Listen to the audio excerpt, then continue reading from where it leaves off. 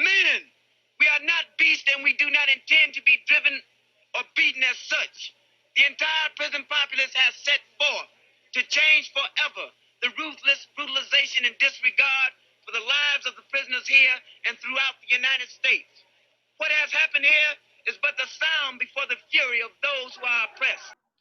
Welcome, everyone. My name is Rebecca Jackson from the Prisoner Solidarity Committee and the Harriet Tubman Center for Social Justice. I'd like to welcome everyone to this special tribute to the heroic Attica prisoners. Tonight's forum was called by the Prisoners Solidarity Committee and endorsed by the People's Power Assembly, the Harriet Tubman Center for Social Justice, Struggle La Lucha newspaper, the Socialist Unity Party, Partido de Socialismo Unido, Ujima People's Progress Party, Youth Against War and Racism, and Women in the Struggle, Mujeres en Lucha. On September 9th, 1971, the prisoners of Attica heroically rose up in response to the inhumane conditions of torture in one of the largest prison rebellions in U.S. history. It took place during a growing period of ferment inside the prisons and jails, and the growing struggle of Black, Brown, and Indigenous liberation taking place outside the prison. Prisoners put forward a list of 27 remarkable demands. After 4 short days, Governor Rockefeller ordered the storming of Attica prison. With helicopters flying overhead, close to 1,000 state troopers, National Guard troops, and prison guards fired into the yard, killing 39 people and wounding 85 in what can only be described as a massacre. The press screamed that the 10 captive guards who died had their throats slit, but autopsies showed that all 10 had been shot to death by Rockefeller's stormtroopers. What happened in the immediate aftermath of the slaughter is too painful to fully describe. Prisoners were stripped naked, beaten, made to run through gauntlets of guards, and brutally tortured. Guards stormed into the yard, chanting "white power." Nevertheless, the Attica Uprising and the massacre stirred prisoners everywhere. It's estimated that 200,000 prisoners protested and held strikes in its aftermath. The number of prison rebellions doubled. It continues to serve as a beacon today for those fighting against racism and mass incarceration, and for workers' rights everywhere. While we who are presenting will not be able to go directly back and forth today, we encourage participants to leave discussion and comments in chat and the Q&A section of our webinar, and also on those on Facebook, please do the same. In remembrance of those who died, we will read off the names of those who were murdered by the state. Following that, we will recite the original demands of the Attica prisoners. William Allen Elliott L.D. Barkley, John B. Barnes, Edward Cunningham, John J. D'Arcangelo, Bernard Davis, Alan Durham, Willie Fuller, Melvin D. Gray, Elmer G. Hardy, Robert J. Hennigan, Kenneth E. Hess, Thomas B. Hicks, Emmanuel Johnson, Herbert W. Jones Jr., Richard J. Lewis, Charles Lundy, Kenneth B. Malloy, Goodell Martin, William B. McKinney, Lorenzo McNeil, Samuel Melville, Edward R. Menifee, Jose Montijo, Milton Manyweather, John G. Monteleone, Richard Moore, Carlos Prescott, Michael Privitiera, William E. Quinn, Raymond Rivera, James B. Robinson, Santiago Santos, Barry J. Swartz, Harold Thomas, Carl Vallone, Rafael Vasquez, Melvin Ware, Elon F. Werner, Ronald Werner, Willie West, Harrison Whalen, and Alfred Williams. Manifesto of Demands. Demand number 1. We demand the constitutional rights of legal representation at the time of all parole board hearings, and the protection from the procedures of the parole authorities whereby they permit no procedural safeguards, such as an attorney for cross-examination of witnesses, witnesses in behalf of the parolee at parole revocation hearings. Demand number 2. We demand a change in medical staff and medical policy and procedure. The Attica Prison Hospital is totally inadequate, understaffed, and prejudiced in the treatment of inmates.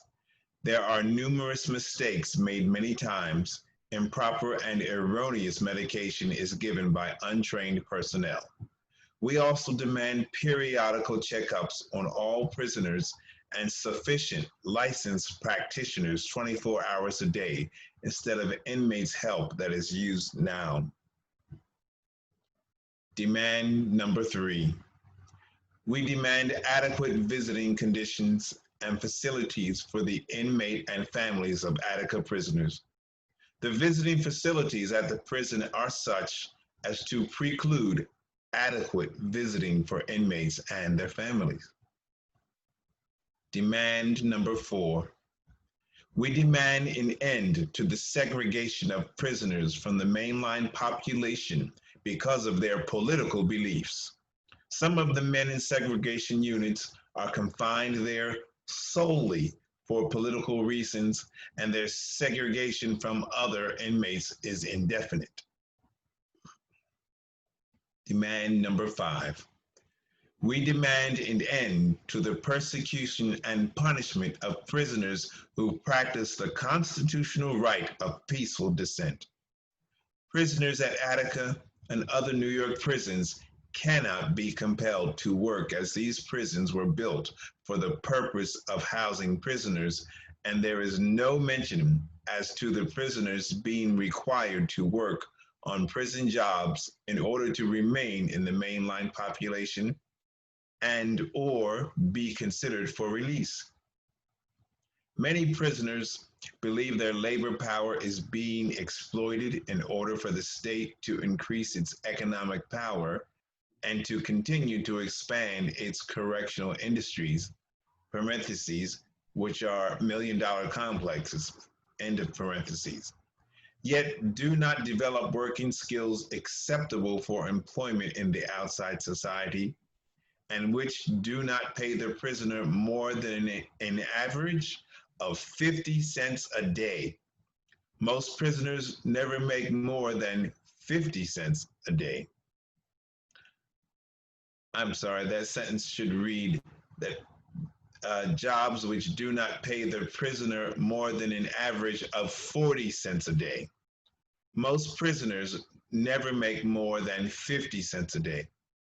Prisoners who refuse to work for the outrageous scale or who strike are punished and segregated without the access to the privileges shared by those who work.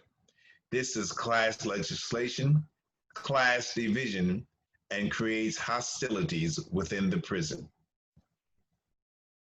Number 6, we demand an end to political persecution, racial persecution, and the denial of prisoners' rights to subscribe to political papers, books, or any other educational and current media chronicles that are forwarded through the U.S. mail. Demand 7.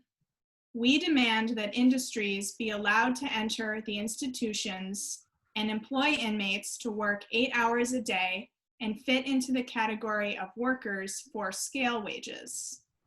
The working conditions in prisons do not develop working incentives parallel to the many jobs in the outside society, and a paroled prisoner faces many contradictions of the job that add to his difficulty in adjusting.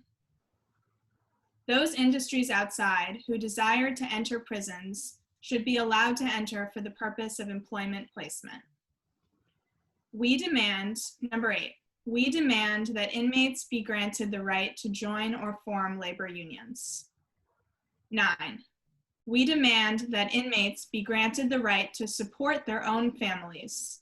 At present, thousands of welfare recipients have to divide their checks to support their imprisoned relatives, who, without outside support, cannot even buy toilet articles or food.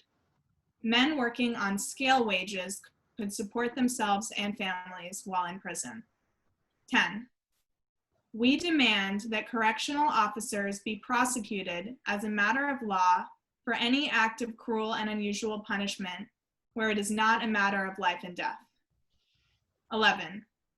We demand that all institutions using inmate labor be made to conform with the state and federal minimum wage laws. 12. We demand an end to the escalating practice of physical brutality being perpetrated upon the inmates of New York State prisons. 13. We demand the appointment of 3 lawyers from the New York State Bar Association to full-time positions for the provision of legal assistance to inmates seeking post-conviction relief, and to act as a liaison between the administration and inmates for bringing inmates' complaints to the attention of the administration. 14. We demand the updating of industry working conditions to the standards provided for under New York State Law 15. New York State Law. 15. We demand the establishment of inmate workers' insurance plan to provide compensation for work-related accidents. 16. We demand the establishment of unionized vocational training programs comparable to that of the federal prison system, which provides for union instructions, union pay scales, and union membership upon completion of the vocational training course. 17. We demand annual accounting of the inmates' recreational fund and formulation of an inmate committee to give inmates a voice as to how such funds are used. 18.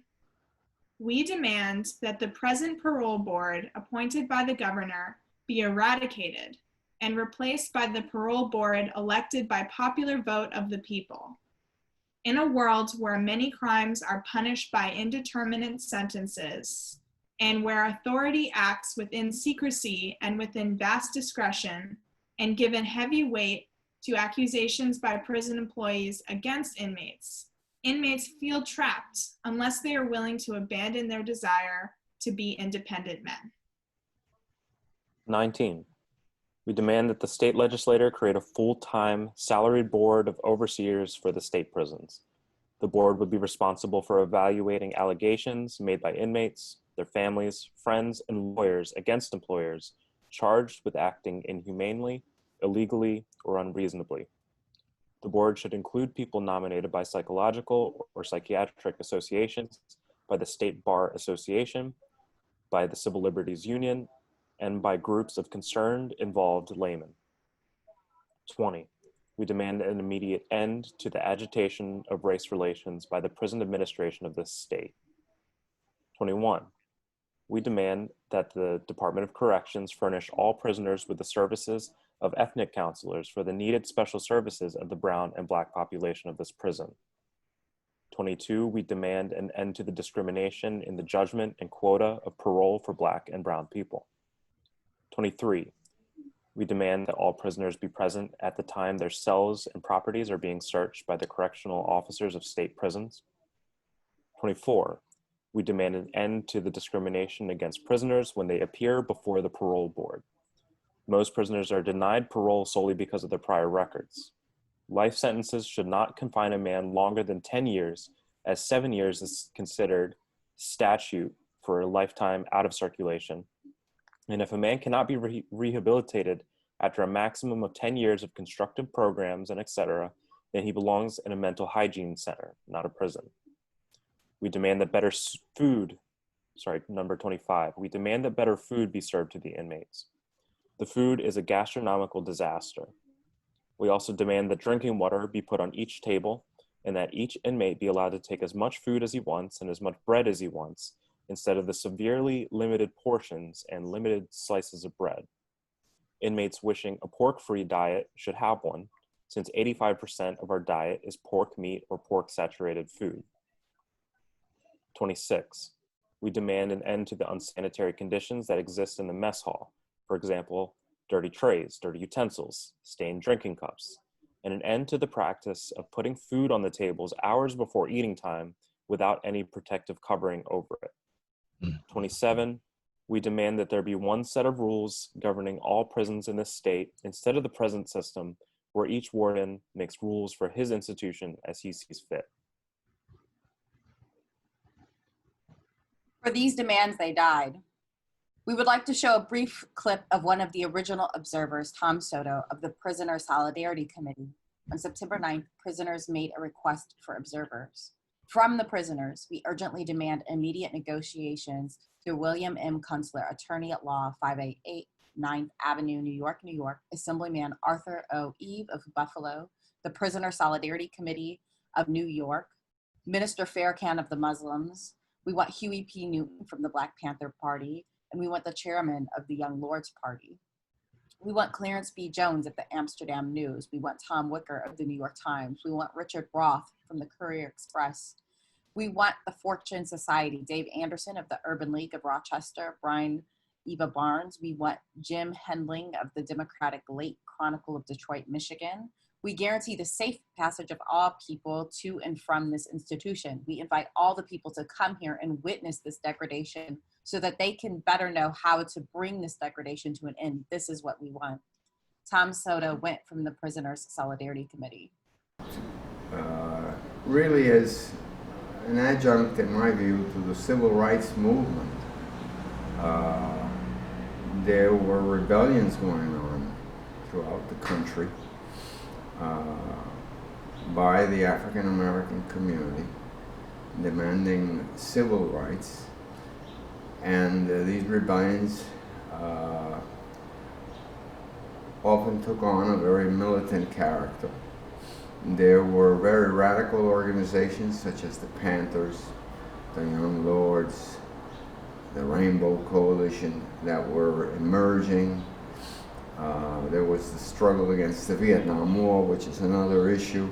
But at the same time, there was this very powerful civil rights movement which encompassed tens of millions of African American people.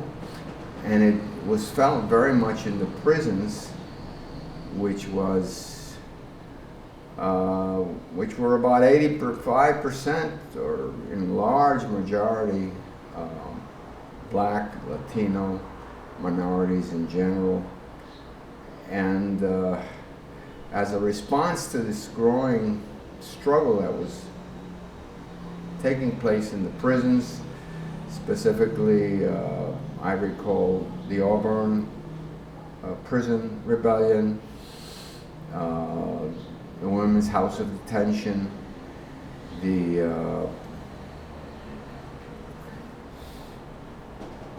well, there were struggles at Elmira prison. There were also struggles in the Tombs in New York City. This was an uprising. This was like a military uprising. There were several tunnels that we had to go through in order to get to the liberated area, as I would call it. There were several checkpoints where the inmates had, blockades and were armed with sticks and anything they could get their hands on. They all were, wearing masks so they wouldn't be identified. And they asked us to stay in the prison with them as guarantee of their safety. The bourgeois politicians wouldn't do it, but we did. I don't recall really where I slept. I can't tell you where I slept. I just don't remember.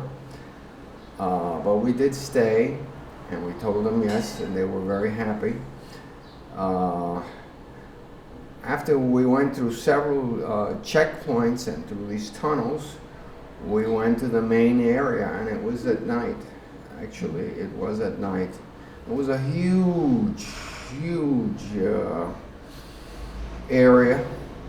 You can imagine about 1,000 inmates. They had chains of guards, of security around us, Black, Latino, and white together. They were highly organized.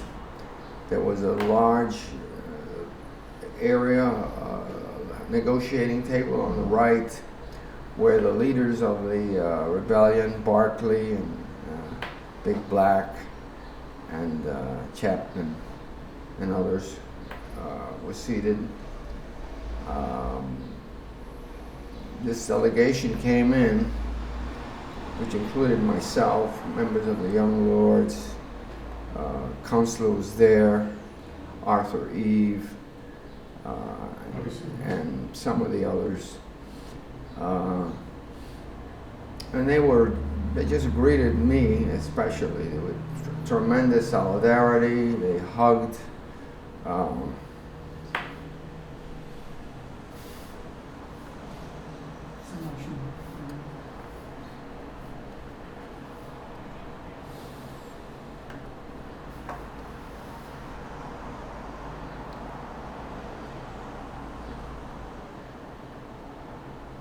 And there was a bonding.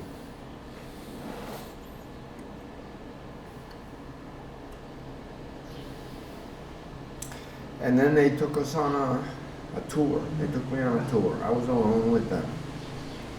And we went into the areas of the cells. They showed us how small the cells were. And then they explained how the harsh conditions had led to the rebellion. They explained how they were being gassed and beaten indiscriminately. They were often put into solitary confinement. They felt they were being exploited and asked to work for 10 cents an hour, producing furniture for the court system. They felt that there was a tremendous racism institutionalized against them by the white guard population. They felt that these conditions had driven them to take over the prison. Again, this rebellion was really part of a broad political current involving millions of people. The Panthers were being repressed all over the country, where they had sympathizers, members. They were being thrown into jail. They had Panther factions within the jails. For example, George Jackson, if I recall properly, was given a position within the Panther Party, and he called for recruitment. People went into the Panthers. When the civil rights movement is talked about, they usually exclude the more militant wing of the civil rights movement, which was there, and they don't properly put the prison struggle in perspective as part of that movement. But this was really like an uprising, different from a general strike. For 5 days they held territory. They didn't give it up. They didn't have any internal divisions. They stood their ground, and they said, "We're not going to give in. You're either going to kill us, or we're going to get our demands." They were solid. It was like I make an analogy to the Paris Commune thing. When they were surrounded, they knew they were surrounded. They didn't know what was going on politically outside. They had no parties there. They had no weapons. They had no guns. They had no. But they decided they would not give in, and Their sacrifice was not in vain. It inspired millions of other people outside. Uh, their deaths will live on in history forever.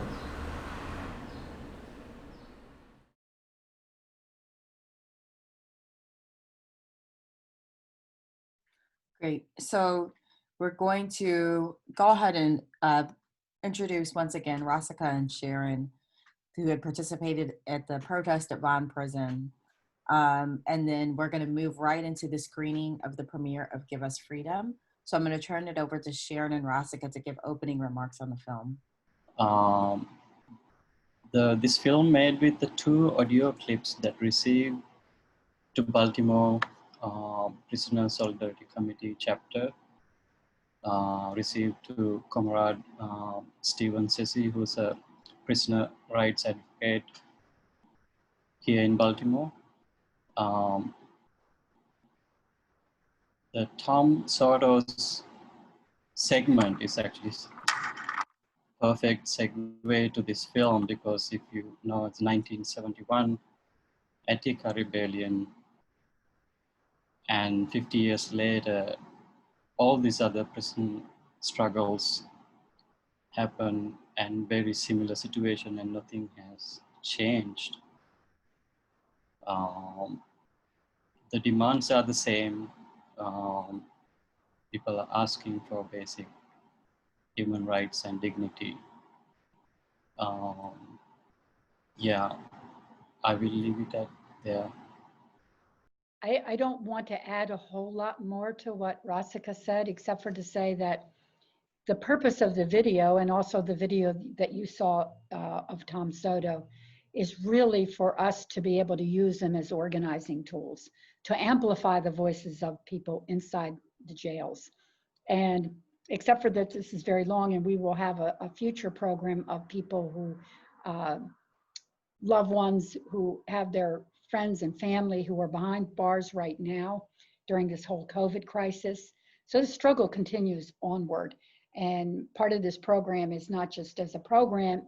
Of course, we want to mark and pay tribute to the heroic Attica prisoners, but we want to be in the real life living struggle of today around the COVID crisis. So after this showing, this is the first premiere of this wonderful film that I have to say Rasika is very, very humble. He's spent a lot of time working on this short film. And he mentioned Stephen also, who spent a lot of time back and forth on phone calls that we were able to get, live phone calls within the prison. But there are people, advocates and activists who are struggling in the state of Delaware, which we want to also set up meetings. So anybody who might be seeing this, who would like to set up a video showing of either of these clips, let us know, because as I said when I first started, this is really for an organizing effort. That's the most important thing about it.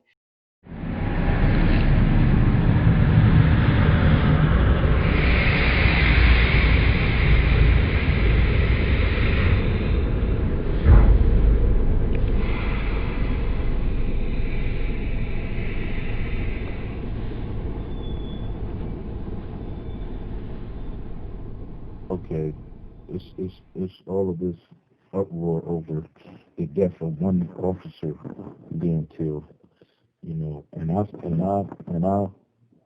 it's almost, it is insulting, because it's like, what about all those other helpless inmates who were killed?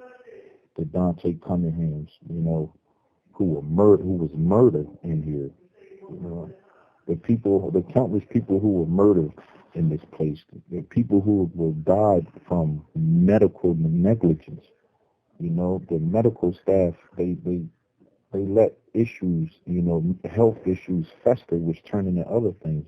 Young men in here dying of cancer, you know, dying from preventable diseases, you know, because they don't get the right medical care, because, you know, the people are incompetent and they refuse to do their jobs as nurses and the staff. They're only allowed to do so much for us because it's a for-profit contractor that works with the state.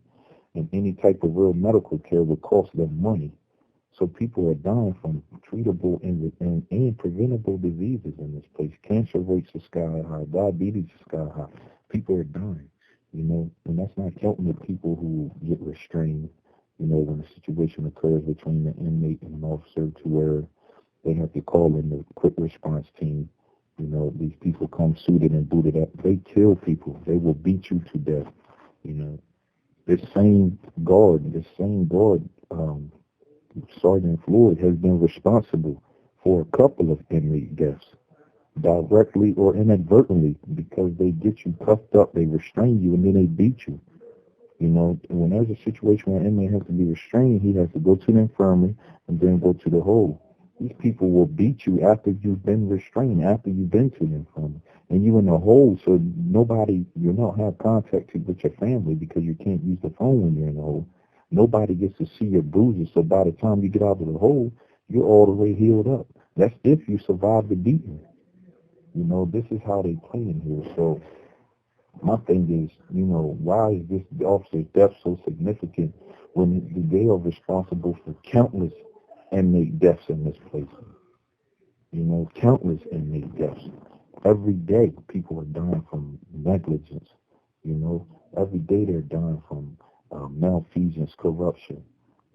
So what is the difference from, or why is it a problem when he died? When it's all these other people that they're killing or responsible for killing, and they're getting away with it. Nobody is speaking out about this. This is almost, like I said, it's insulting because it wasn't a problem when you were killing us. It wasn't a problem when you were murdering us and our family had to walk away with all these questions and no closure, and feeling powerless to do anything about it. They putting the young guys dying from being beat up by guards, dying from medical illnesses that never got treated. And they putting these people, they recording their deaths in the paper as natural causes. Some guys ain't even 30. So I'm saying, where do we draw the line here, man? People only acting out because they're pushed, man. They're pushed to the limit. We're tired, man. That's what it comes down to, man. You back a cat in the corner, man. Eventually, he's going to fight. What do? And they keep talking about that the real issue is understaffing and not following protocols. That is malarkey. The correction officer unions is using this as a political ploy to push their agenda. It has absolutely nothing to do with no shorter staff, because at any time, it doesn't matter if the building is fully staffed.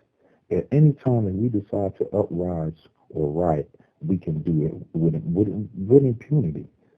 Simply because we have the numbers. At any given time, you might have a building with 200 inmates, four officers, fully staffed. Simply because we have the numbers, we can pull off a riot or insurrection at any time. So that's not the issue. The crux of this situation is the treatment of the inmates. A lot outside of the lack of opportunity, education, and rehabilitation programs and other things. Other things that should be put in place in prisons to prepare us for a reintegration back into society.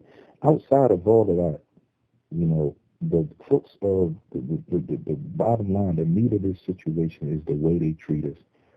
Disrespect, the abuse, the arbitrariness of the write-up system, the disciplinary system, and they use that to their advantage. They write us up for virtually anything. If I look at an officer, in a mean way, I can get written up for disorderly conduct, disrespect, and thrown in the hole for that. But I don't even have to do it. They could just say I did it. And they have, like I said, we got the foxes guarding the hen house. So anytime they write you up, their lieutenants, their fellow sergeants are going to go with it. It's anathema. It's against the blue code to go against an officer for another inmate. If the officer said that's what it is, then that's what it is. Officers who go against it, and the few who do, who just want to see the truth and right is right and wrong is wrong to them, Those few are ostracized. They're marginalized. They're considered outsiders. They're considered inmates with badges. So it's not acceptable in this place amongst staff members to go to side with an inmate. So anytime you're written up for something, more than likely you're gonna be convicted.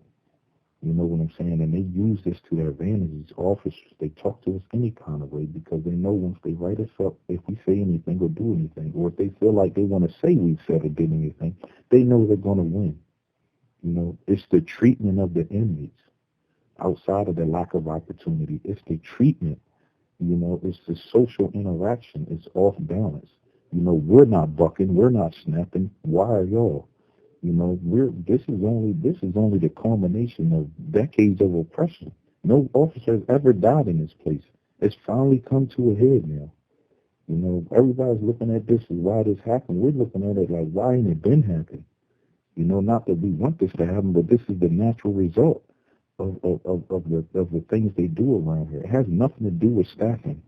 Nothing to do. It has everything to do with social interaction and the way they treat us on a human level. You know, that is the crux. That is the bottom line in here. You know, that's the reason this happened. Sergeant Floyd is one of the worst officers in this prison. You know, and he has a legion of officers who are just like him, white, black, Spanish, all colors. You know, so that's the situation, man. You know, and I want everybody to know the truth, man.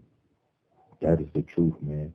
It has nothing to do with staff issues, you know, understaffing and everything the correction officer union is trying to push to get more funding to get. It has nothing to do with that. If you come in here and you treat us with dignity and respect, you could be one person and you can run whole buildings. I've seen officers do it, you know. I've seen officers run whole blocks, whole tiers because they have the respect and rapport. They can come down a tier they can come down a tier of 50, 60 inmates and not have to watch their back, not have to worry about one of us trying to harm them because they have that respect. They treat us with dignity. You know, we know if they had to, they would do their job. But all we ask is that you treat us with dignity and respect. If we get out of line, do your job. But don't treat us like animals. Don't treat us like less than. You know, and that's the situation, man. It has nothing to do with the staffing because if it had anything to do with the staffing, there would be uprisings every day. Because staffing is not going to stop no uprising from happening. What's going to stop that is better treatment of us as human beings, as people, and not animals. That is the bottom line.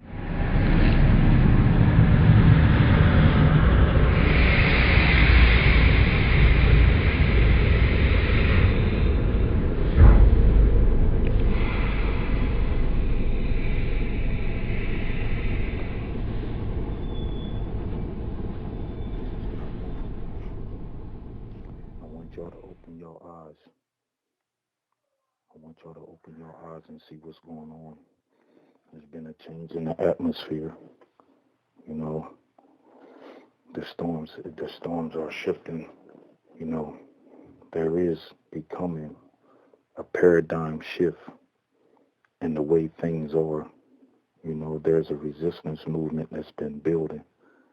You know, and I would like for all the families who have people who are in the struggle, you know, or even if you know people who are in the struggle, this is the time now more than ever for y'all to come together.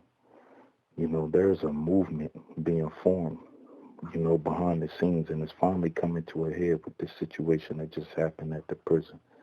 You know, but this is the time for y'all to stand up and to challenge the status quo and the way things are.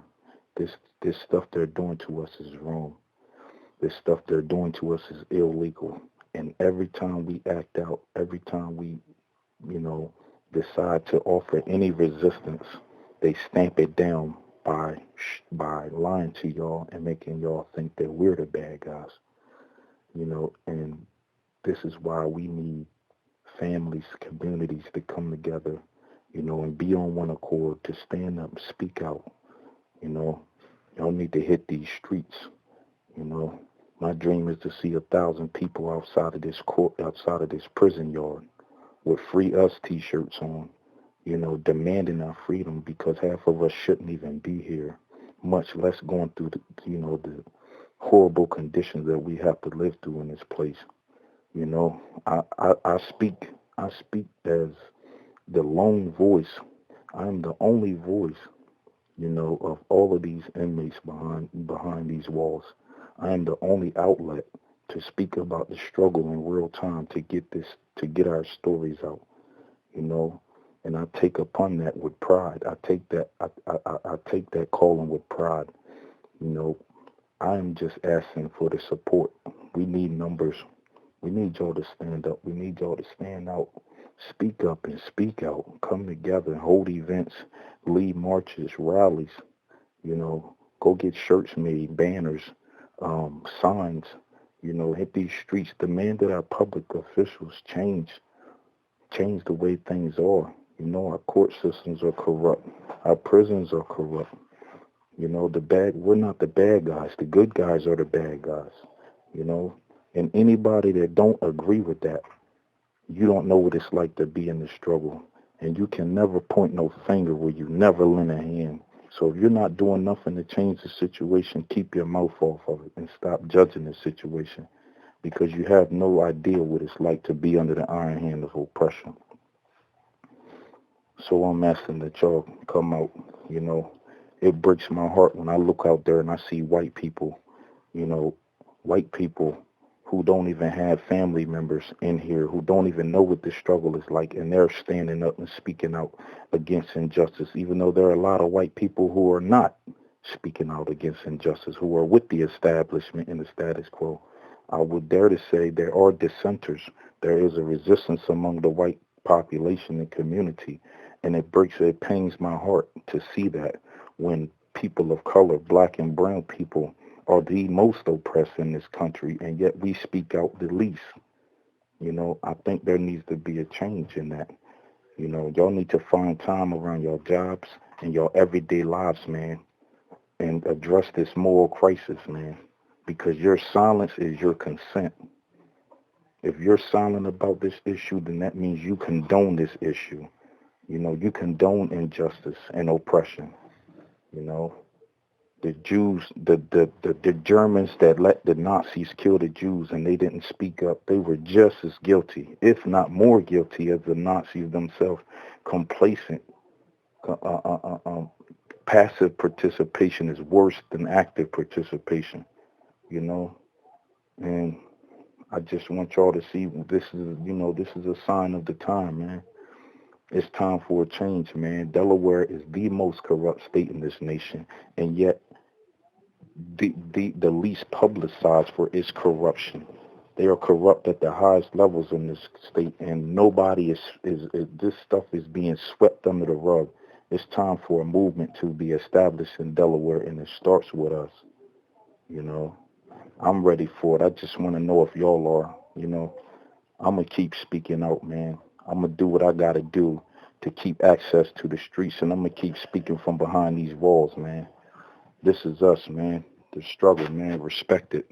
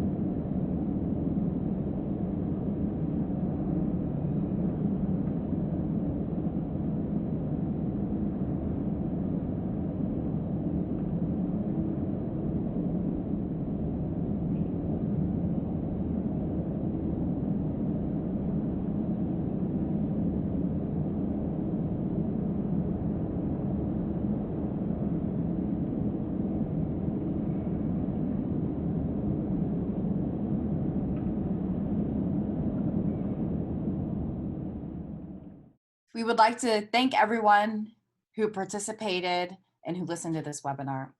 Our hope is that this webinar will inspire you to fight back and to do even more to amplify the demands of today's prisoners who are held in death camps, whether they be jails, prisons, or immigrant detention camps. We say, free them all. Please stay in touch if you can. Sign up at struggle-la-lucha.org. You can follow all the Facebook pages of the endorsing groups listed in the chat, and you can donate directly through Venmo at Solidarity Center.